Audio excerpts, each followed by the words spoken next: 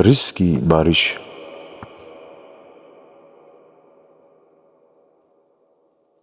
ایک صحابی خدمت اقدس میں حاضر ہوئے اور عرض کی، یا رسول اللہ صلی اللہ علیہ وآلہ وسلم، دنیا نے مجھ سے پیٹ پھیر لی۔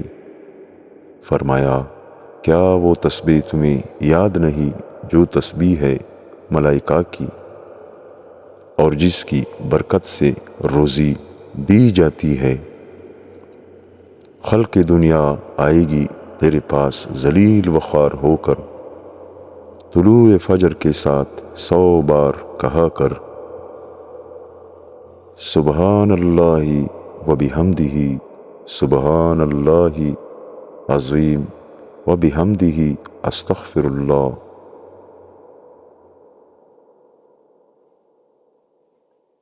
وہ صحابی کو 7 دن گزرے کہ خدمت اقدس میں